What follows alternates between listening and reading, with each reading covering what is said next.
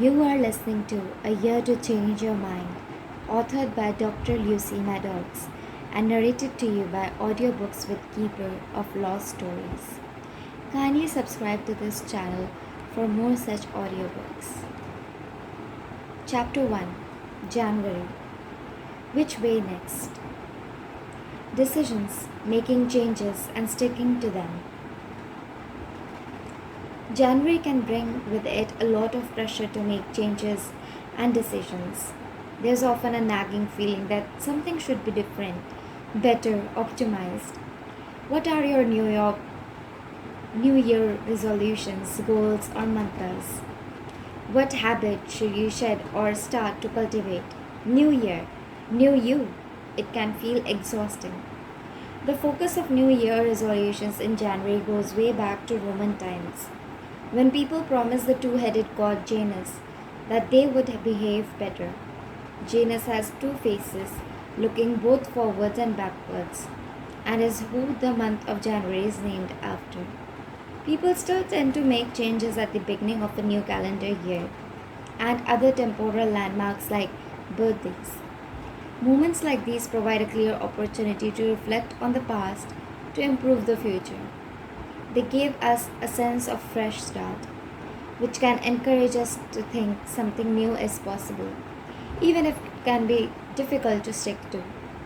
Picking a one-shot goal like booking your first driving lesson is a good way to capitalize on these landmark time points, rather than long-term goals that need continual motivation. Goals which are smart are even better. Despite one-shot goals being more achievable, common New Year resolutions tend to be longer term and harder, like weight loss or kicking smoking or alcohol, with dry January becoming increasingly popular. The risk with this is that we pick something so big that we set ourselves up to fail, and then we feel disheartened. If we want to move towards a bigger goal, then breaking it down into smaller steps is a helpful way to go about it, so we can celebrate achievable wins and feel more motivated. January is a good month to be aware of what psychology has to teach us about how we can make changes and stick to them, and also about decision making and change processes in general. Although New Year seems to celebrate change and possibility, the reality of choosing to change and the decision making processes which go before it can be really painful. I recall very well a January which felt full of change for me. It was preceded by a long period of having to decide whether to take a job opportunity or not. It was a promotion. It felt very shiny and rare. It also felt and meant leaving London, where I had lived for 13 years, leaving all my friends, my colleagues, a brilliant supervisor, and a job I really loved. The decision was prolonged, in my own head at least, by the organization in Bristol that the new role was taking ages to send me the confirmed job offer, which put me finally handing in my notice. In that time, I would regularly wake in the night feeling a deep sense of fear in the darkness. I try logically to solve what I should do.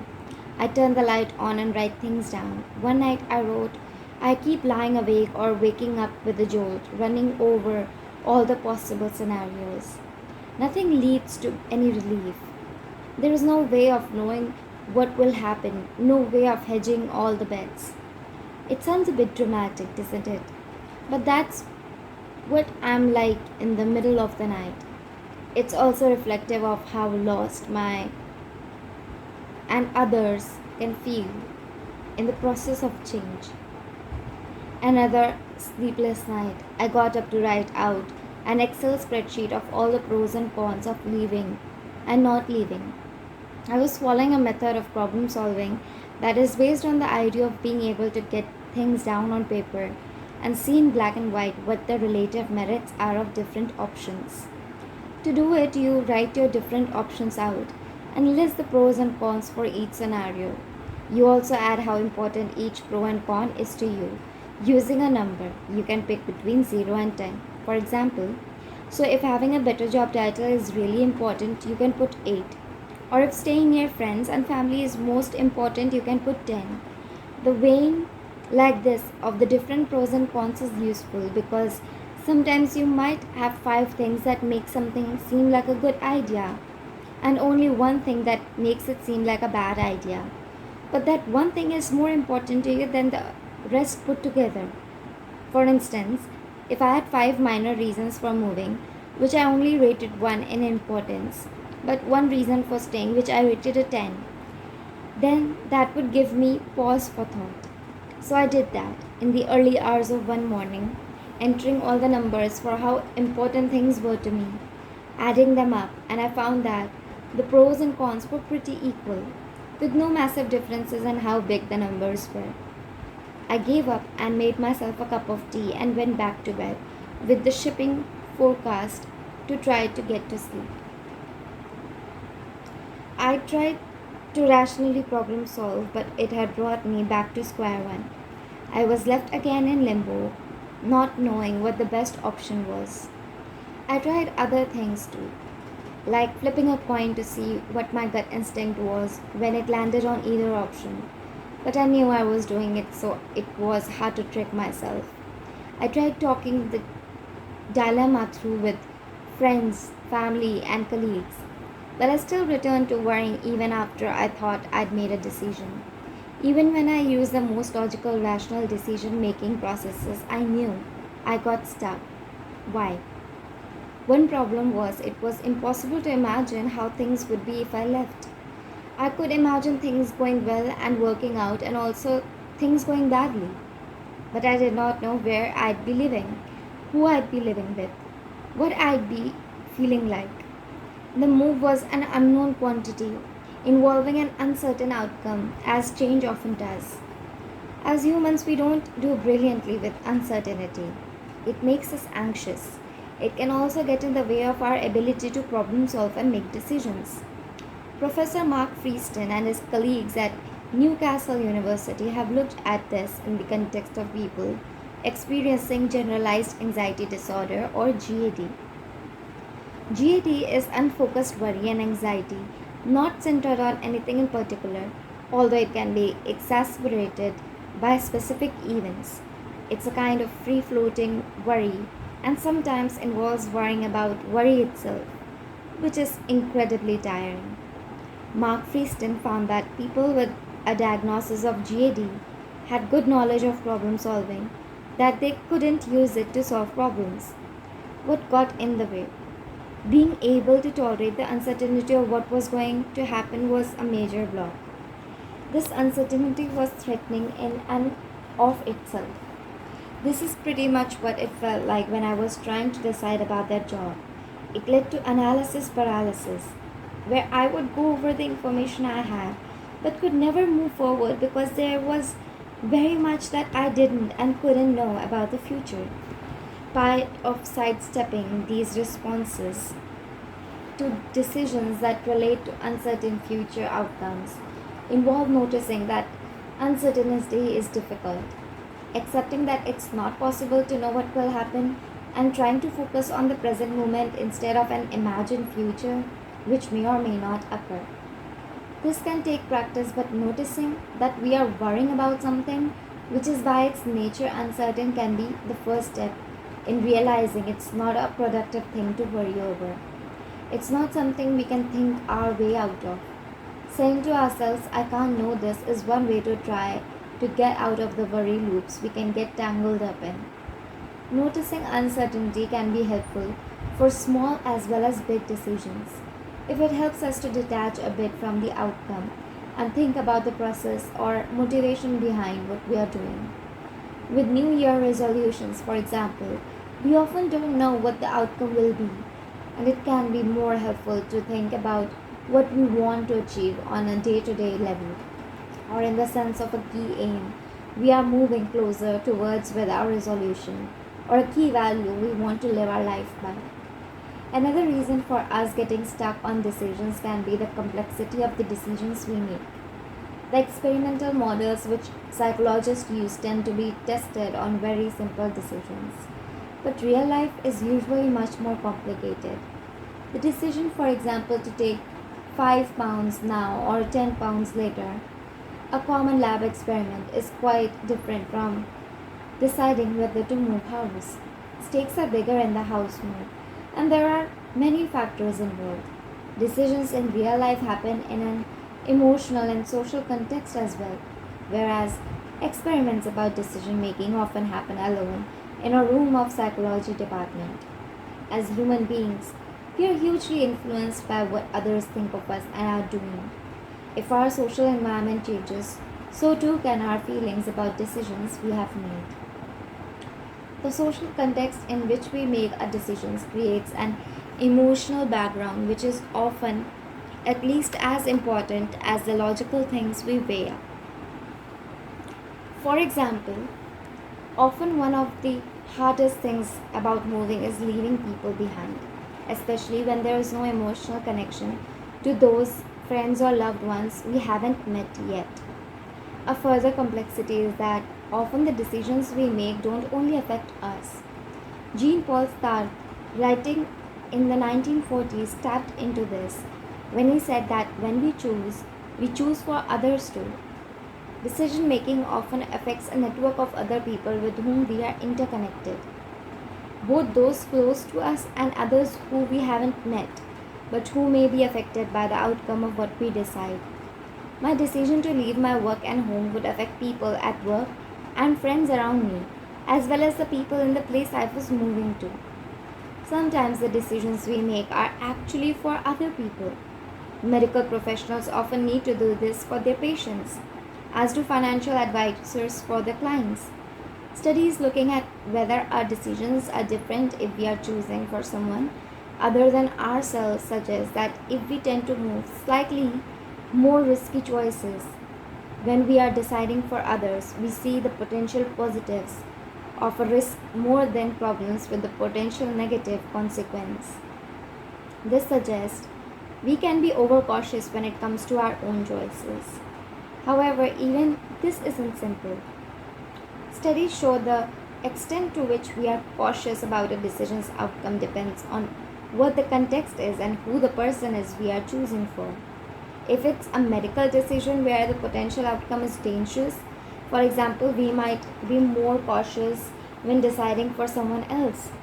If it's a decision where the loss doesn't seem so risky but there's a chance of winning big, then we might be more gung ho. So we are extra careful if someone else is at risk, but a bit more positive if they have a chance of something good happening. An interesting thing to try then, when we feel stuck with a decision, is to think about what we would advise a friend in a similar situation. It's also worth remembering that decisions can be tiring. Decisions fatigue is a real thing.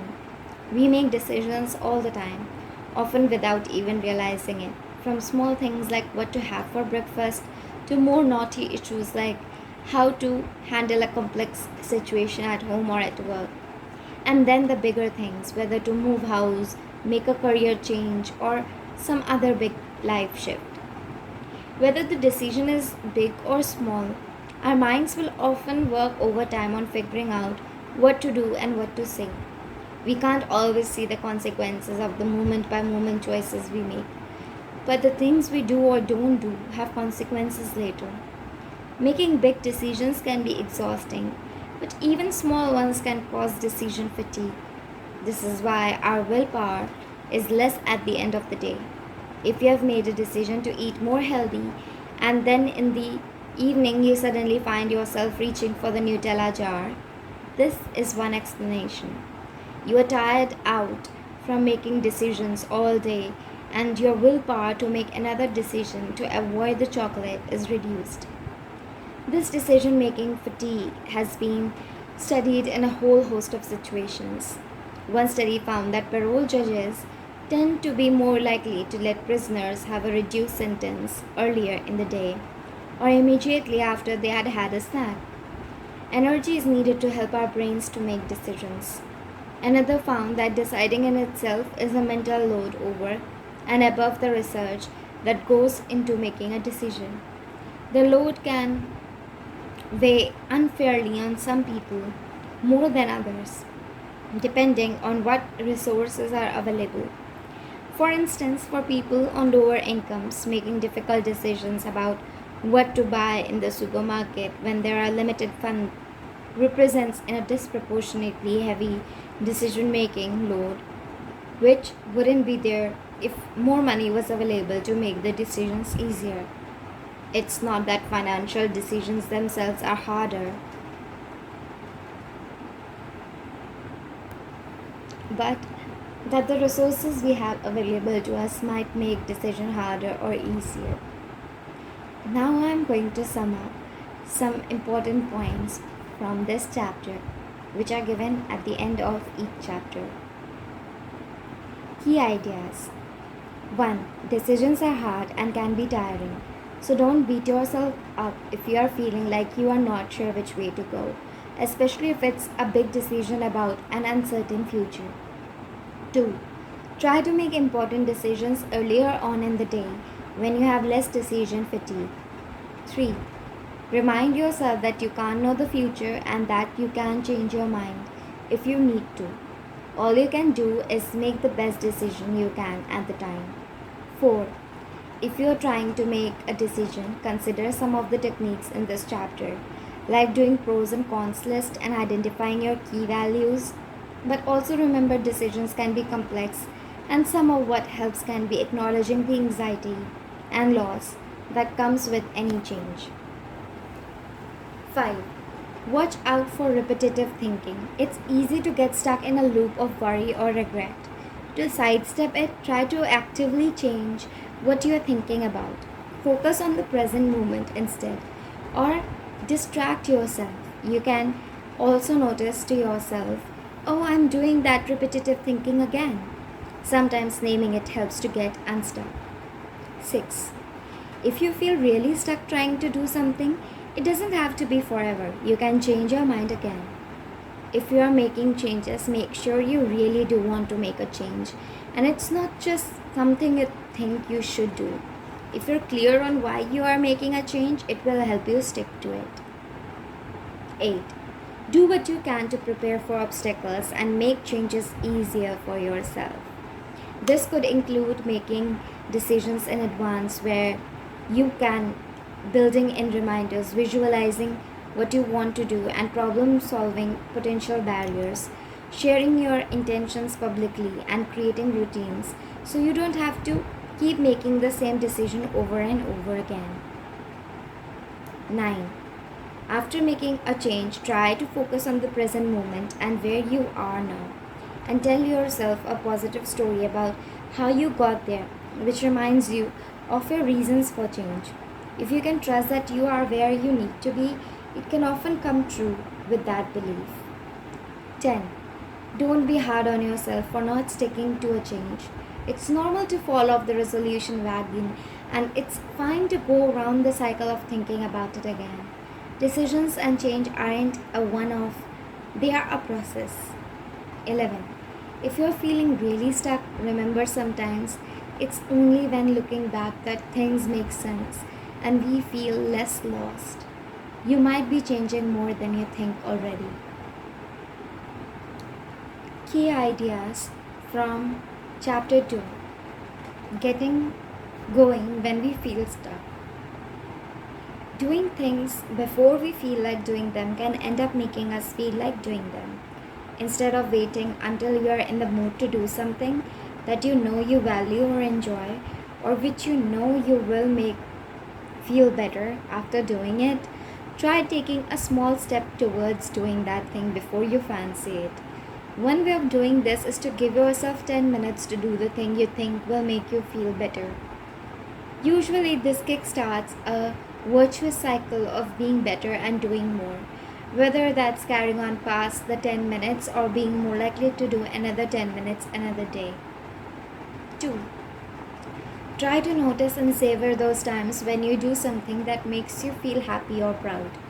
Keeping track of these times gives you ideas for what things make you feel good and also helps you to notice the pleasurable and proud moments more. 3. If anxiety is keeping you stuck, try edging towards the thing you are afraid of in a small way. Again, this helps to start a virtuous cycle of feeling more confident and being able to do more. 4. If feeling stuck is to do with not knowing which direction you want to move in, try thinking about what really matters to you. What is important to you if you can only pick 10 things? Family, creativity, love, what is it? What would be an action that would help you to express one of these values in your life? 5. If comparing yourself with others is keeping you stuck, remember that there's always someone doing better and worse than you, and that people often show themselves at their best on social media and when they are asked how they are. You might be comparing your worst day with someone else's best day. And ultimately, even if you are out of sync with people around you, maybe you're just doing things on a different time scale, and that's okay. 6. If the description of depression felt resonant for you, the book Recovery Letters, edited by James Whitey and Olivia Sagan, has letters from people to their depressed selves. It is worth a read. It's also worth speaking to a GP and asking about options, including talking therapies.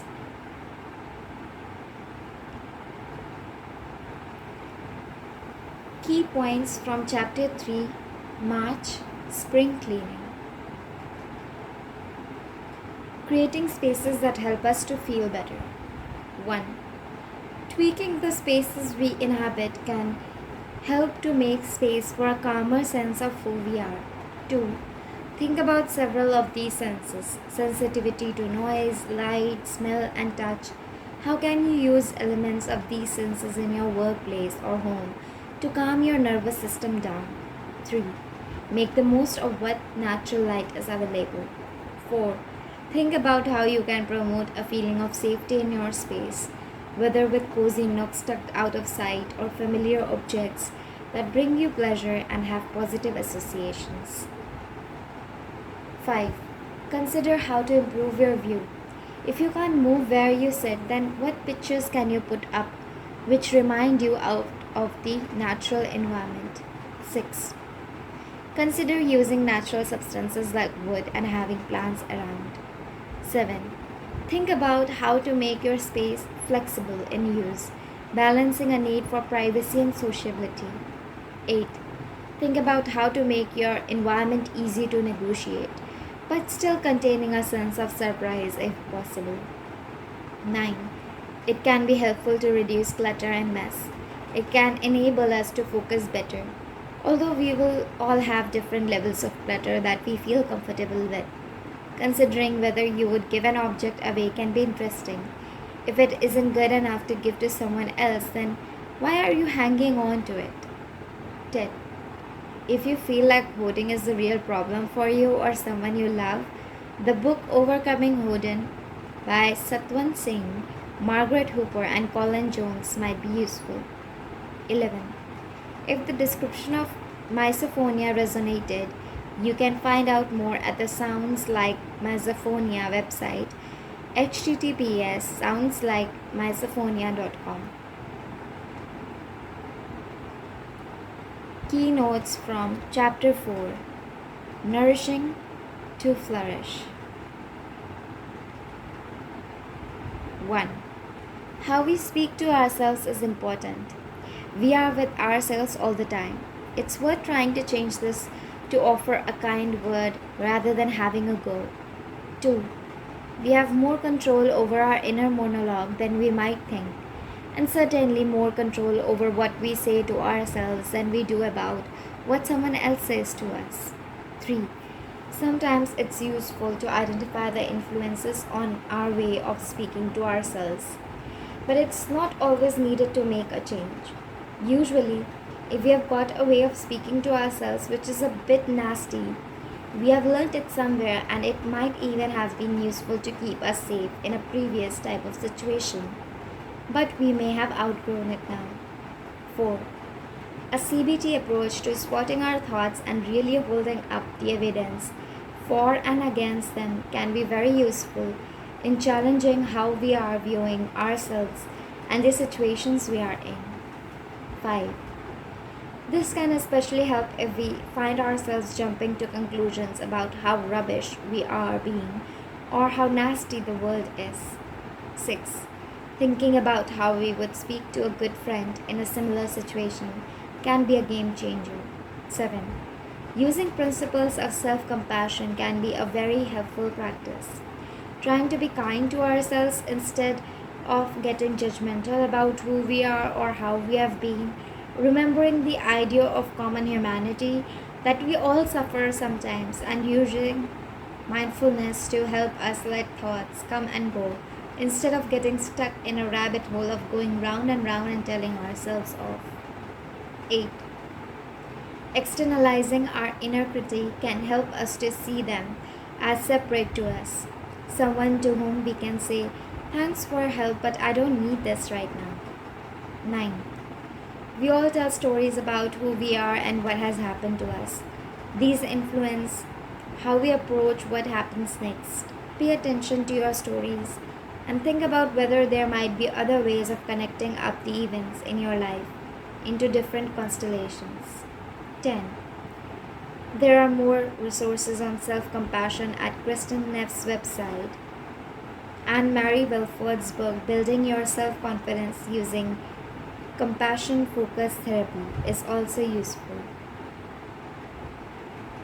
11. For more on CBT, the book Mind Over Mood Change How You Feel by Changing the Way You Think by Dennis Greenberger and Christine Padesky is a comprehensive introduction to many of the key ideas. Key ideas from Chapter 5 May: The Art of Talking and Listening. 1. Key skills from therapy can be useful in loads of different conversations.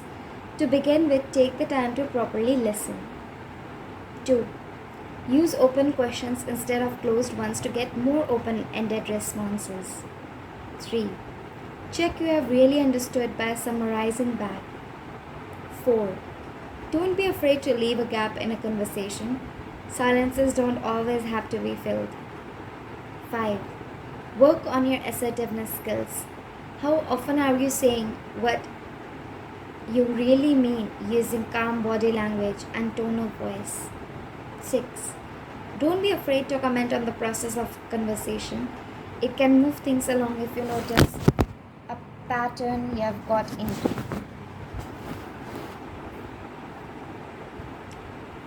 7.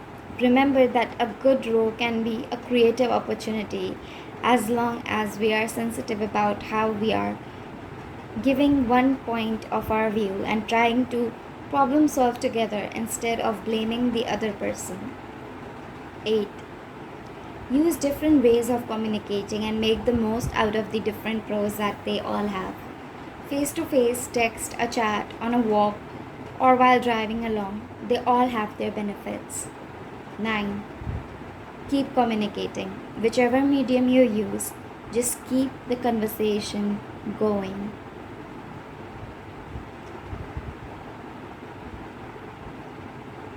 Chapter 6, June. Summer Socializing.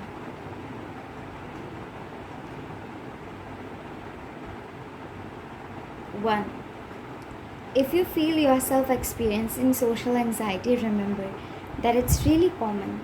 Shifting your focus from yourself to others can help you escape the anxious thinking loops that it brings on. Try to look for evidence that people are enjoying what you say instead of evidence they aren't. And remember, someone's listening face isn't always rapt attention. 2. Try to spot repeating patterns in your relationships, both helpful and unhelpful. If there are loops in relating that you repeatedly get into and that you want to change, think about what small actions you can do to step out of the usual dynamic or to alter the common thoughts you have, and think about what you can recreate to help you work out whether you are doing this. 3. Remember that no one can read your mind and you can't read anyone else's mind either. Experiment with explicitly saying what you mean and asking what someone else means. The more you do this, the easier it gets. 4.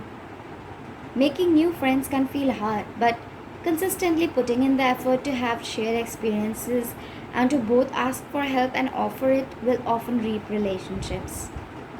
5. It might feel boring, but remember that the physical effects of nights on the town can have a knock on effect mentally. You might need to consciously make time for nourishment and rest in among socializing in order to get the most out of it. If you want some ideas about ways to rest, skip ahead to November's chapter on it. We need rest in any month. 6. Take care of how you speak to yourself too. As we thought about in April's chapter, it's hard to feel open and engaged if you're having a go at yourself. Try being kind instead, maybe even treating yourself to a date with yourself where you do something you really want to do. 7. If you were interested in the ideas on attachment theory, there is more on this in my book, Blueprint: How Our Childhood Makes Us Who We Are. It doesn't suggest that everything is set in stone, but it goes through lots of juicy ideas about child development and how it influences us later on.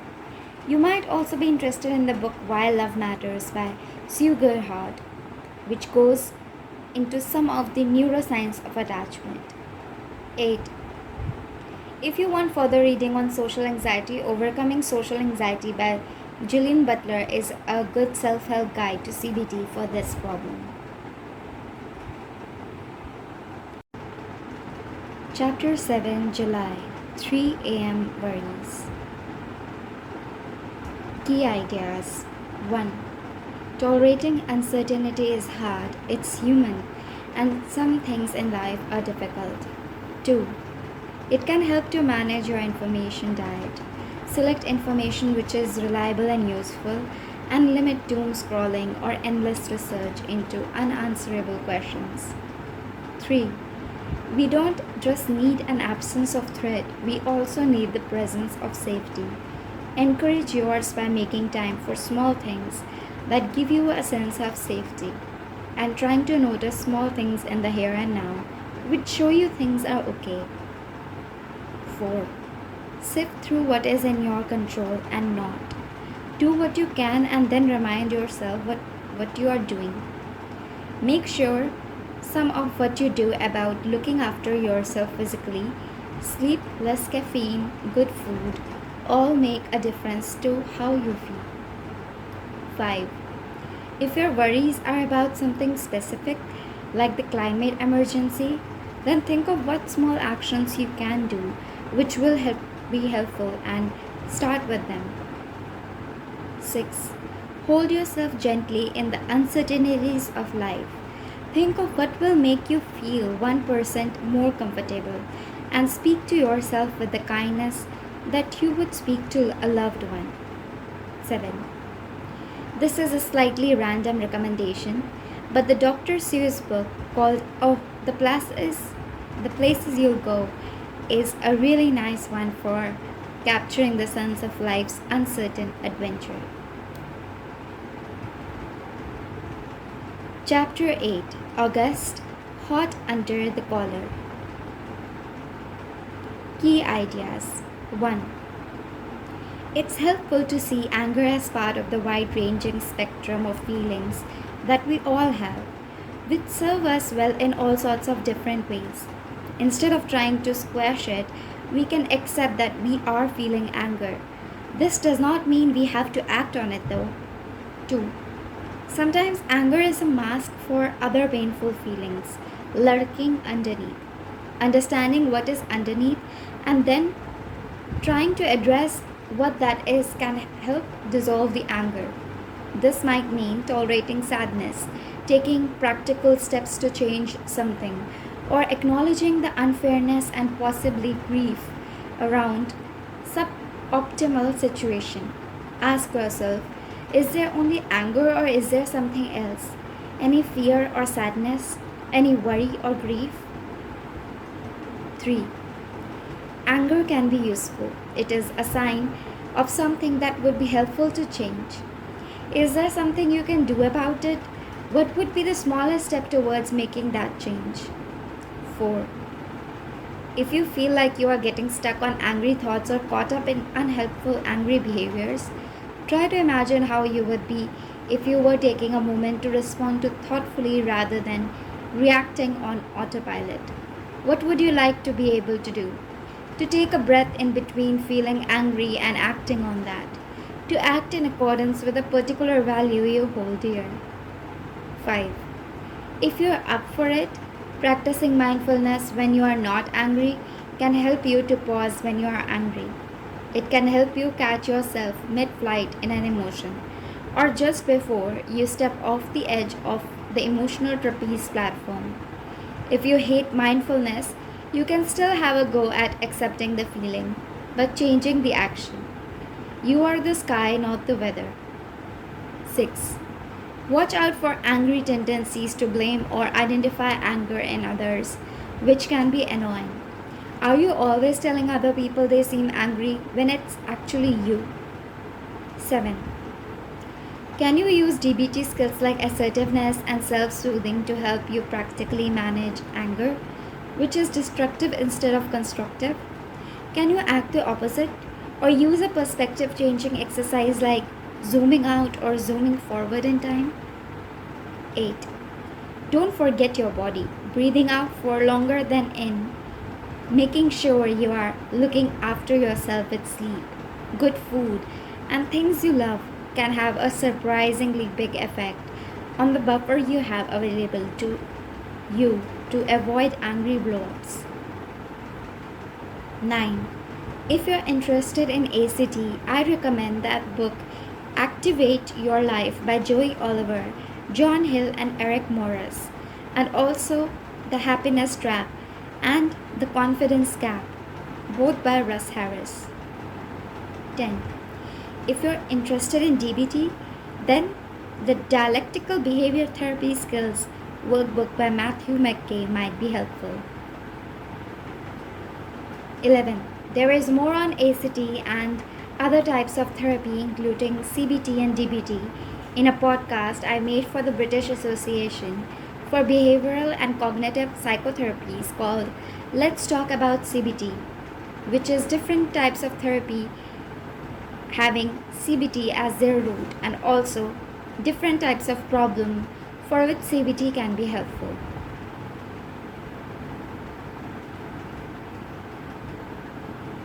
Chapter 9. That Sunday Night Feeling. Key ideas. 1. If work is stressing you out, find out what's in your control and what's not. It can help you decide whether to target your energy for most chance of change. 2. Consider job crafting. How can you tweak your day-to-day work reality to make it incorporate a little bit of what you fancy? What are the favorite parts of your week? How can you grow that aspect of your role? If changes aren't possible in work, what passion project can you devote some energy to in your own time? 3. Don't let the quest for perfection be the enemy of the good enough. Are there perfectionist tendencies which are getting in your way of enjoying your achievements at work? If so, experiment with dropping some of these and see what happens. You might be surprised. 4.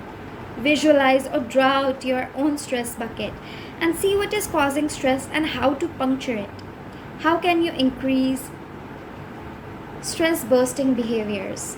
Are there any stress releases which are inadvertently hindering you? Try to cut back on those and see how it makes a difference. 5. Mindfulness isn't for everyone, but if you haven't tried it, give it a go. For just a few minutes in your daily routine for a couple of weeks and see if it has any effect.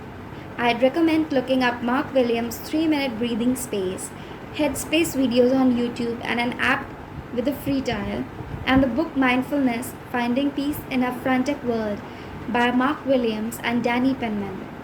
Alternatively, if you want to set up mindfulness, the Ladybird book of mindfulness is quite funny. 6. If you're working in a stressful job where traumatic information is being shared, think how this is being done and whether it is necessary. Even if your job isn't that trauma related, You can still think about asking permission before leaping into a moon. It helps to stop a culture of venting. 7. What's the good stuff? There must be a reason you are staying where you are.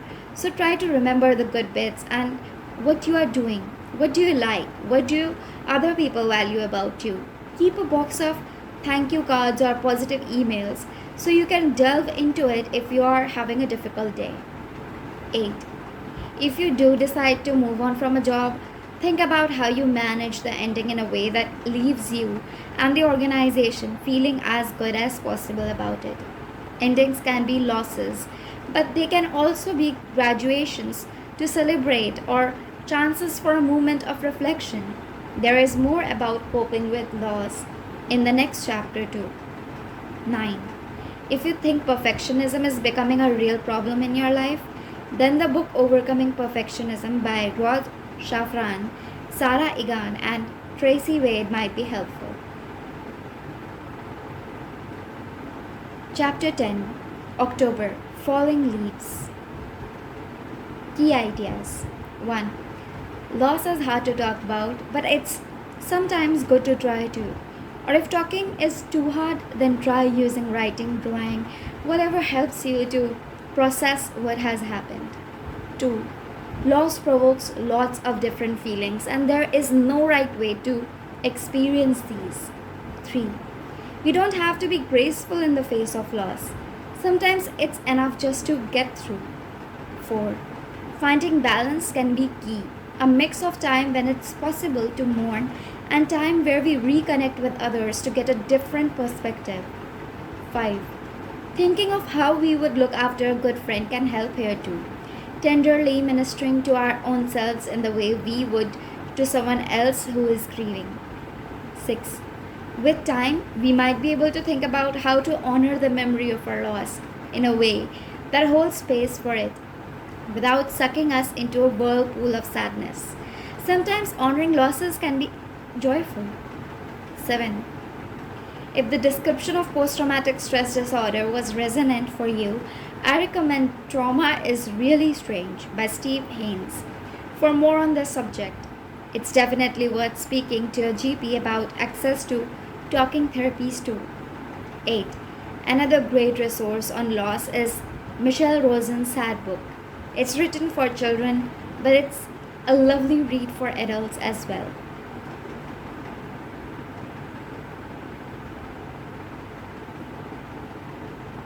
"12. It's Christmas."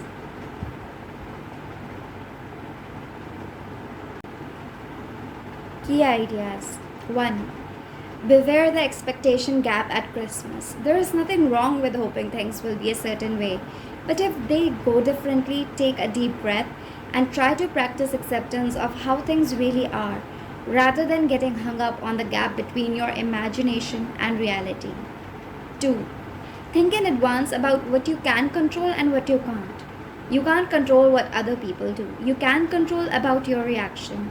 It might help to plan for worst case scenarios so you know what you will do if a family row blows up or if you feel miserable for some reason.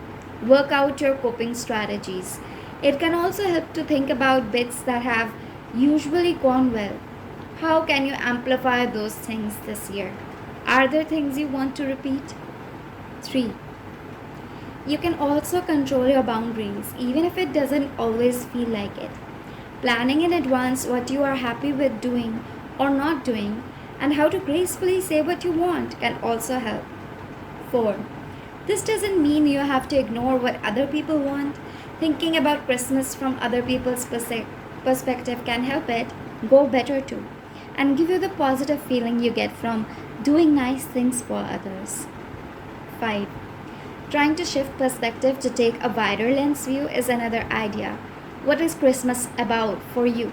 Connecting with people you love, a spiritual experience, a chance to have a rest, an opportunity to make time for something you prioritize, like creativity or learning? What is the underlying value you want this Christmas to embody? How can you keep that in mind? And remember, it's fine to serve all the previous traditions and create your own. Think about the roles you get invited to play in your family or social group. Are you happy with them? If you want to shift things, try experimenting with something else, acting the opposite of what people expect, or leaving space for someone else to step into what you usually do. 7. Think about the pros and cons of the strategies you normally use to help manage stressful times and work out whether these are helpful for you or not. If you want to change them, experiment with alternatives in advance and think about what your roadblocks could be to remind yourself to do something differently. 8. If it all goes to pot, be gentle with yourself. Christmas can be intense. A row or the use of an unhelpful coping strategy doesn't mean that all is lost. Try to take time to calm down and regroup and speak to yourself in the way you would to a good friend. You have not blown it. Thank you for listening. Kindly subscribe to the channel for more set summaries of audiobooks. Thank you.